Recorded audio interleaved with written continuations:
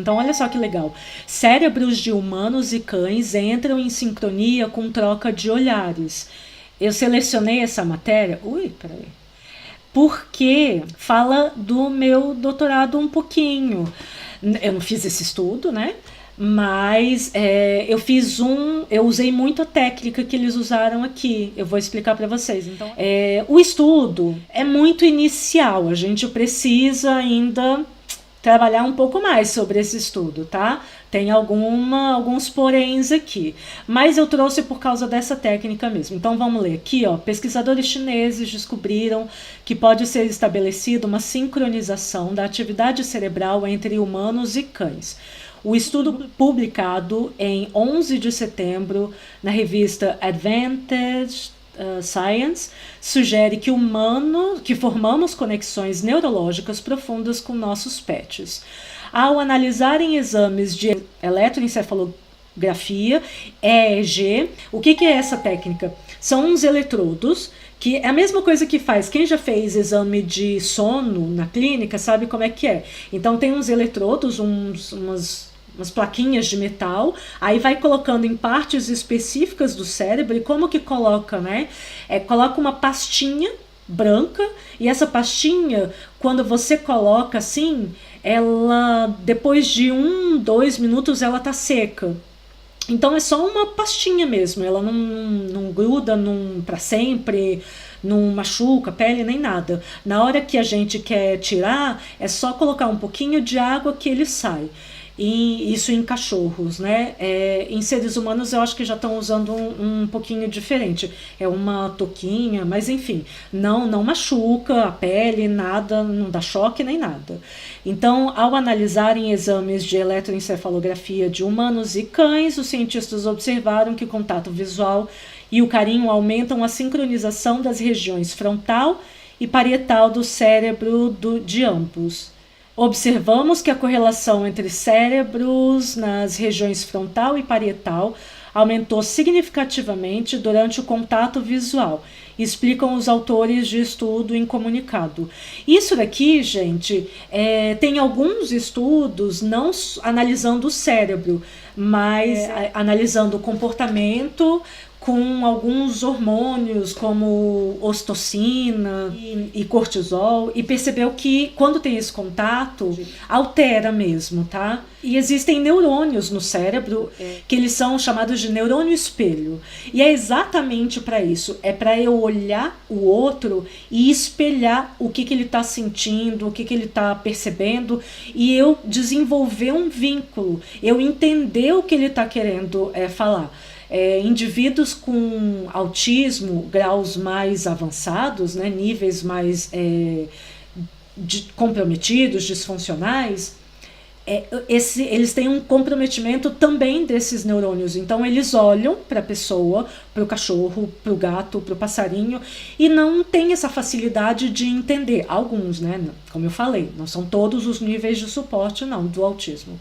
Exatamente como eles têm um comprometimento desses neurônios chamados espelho, eles não conseguem entender. Então a gente bate o olho e entende uma pessoa próxima da gente, o cachorro, o gatinho, também por causa desses neurônios especializados no nosso cérebro. Os pesquisadores mediram a atividade cerebral tanto em humanos quanto em cães, usando esses eletrodos colocados, não é no crânio, tá, gente? É na cabeça. O crânio é o osso, então se fosse colocar no crânio, ia ter que abrir cirurgicamente. Bom, eu não fiz isso.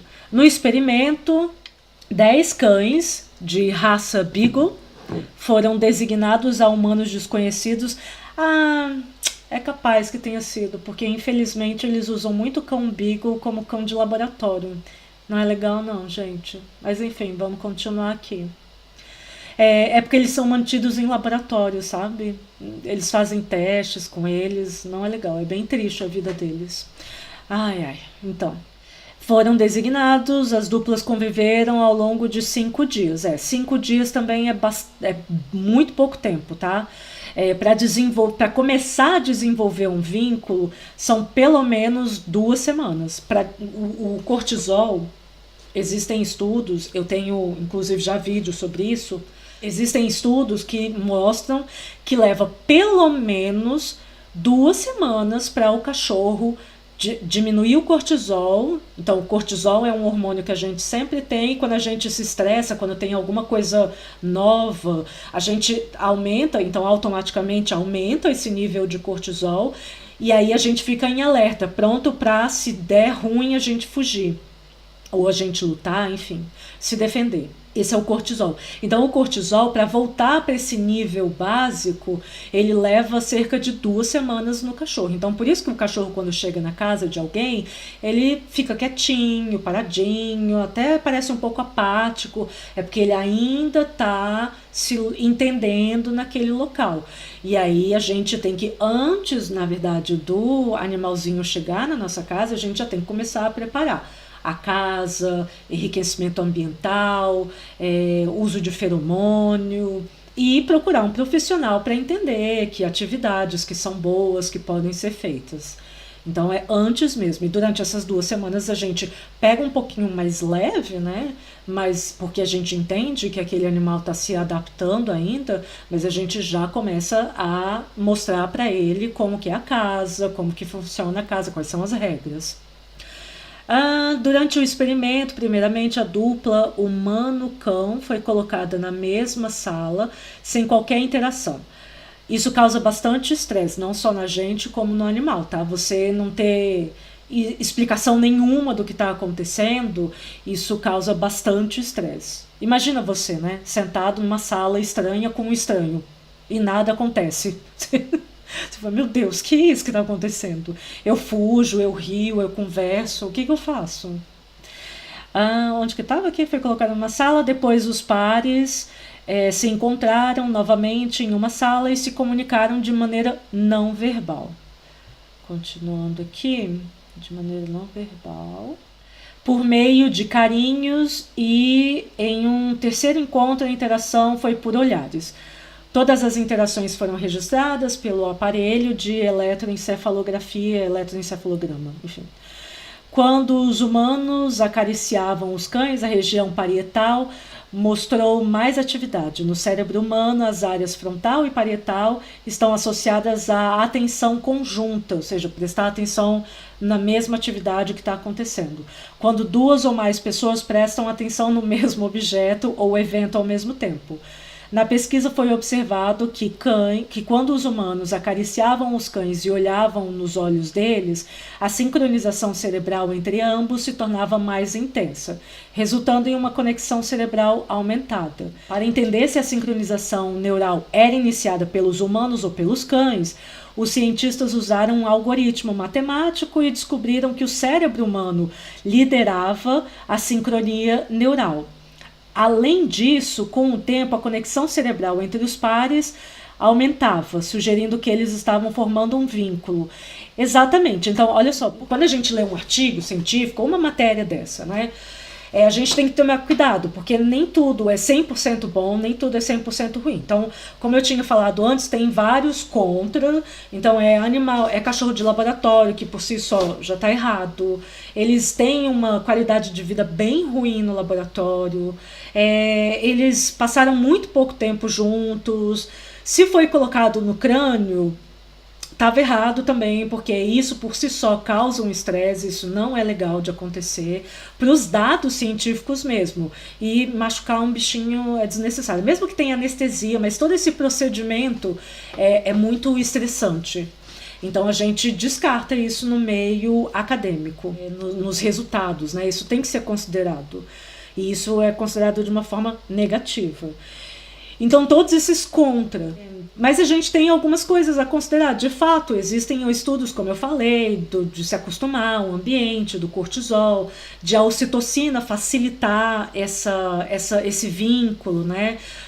O bebê, a mãe, quando está amamentando o bebê, então olhar nos olhos também aumenta essa produção de ocitocina, que aumenta esse vínculo e que aumenta o relaxamento. E aí, uma outra coisa interessante da gente, uma última coisa que eu queria falar, da gente comentar, é essa: por que o cérebro humano começou a interação e o cachorro foi que respondeu. Por vários motivos, mas principalmente porque esse ambiente é um ambiente humano. O cachorro sabe, então, as regras, abrir a porta, fechar a porta, e principalmente se é um cachorro de laboratório, ele está acostumado a pura e simplesmente obedecer regras que as pessoas lá no laboratório estão falando para ele. Então ele tem um pouco recurso mental. Então ele não sabe muito o que fazer. Ele sempre fica dependendo do outro para fazer. Então chega a pessoa e abre a porta do canil, aí o cachorro, dependendo do comando, ele entra, sai, ele não tem muita diversidade mesmo de o que fazer, né? De recursos mentais. Mesmo que fosse um cachorro de família, o nosso cachorro, estando num ambiente humano, o cachorro espera mesmo. É por isso que eu sempre falo, o cachorro, ele precisa esperar que a gente diga se ele pode ou não fazer aquilo, pura e simplesmente porque o cachorro, o gato, vive em um mundo humano. Então, se o cachorro ficar latindo loucamente, isso para o cachorro é ruim, mas quem vai pagar a multa é você, não é o cachorro que vai pagar a multa. Isso é um conceito de convivência humano. Então existem várias regras que o cachorro, o gato, não são eles que vão decidir. Por mais que eles entendam, eles não decidem sobre aquilo. Eles não vão fazer o pix, eles não vão fazer a contestação, não vão fazer nada disso. Então, por mais que eles entendam alguns conceitos do mundo humano, eles não têm capacidade de decidir sobre aquilo. Então, a gente precisa deixar muito claro para os nossos animaizinhos o que eles podem ou não fazer. Beleza, era isso que eu queria mostrar aqui, mas era mais por causa dessa técnica que eu falei para vocês, que eu usei no meu doutorado. Beijo e até o próximo vídeo. Tchau, tchau.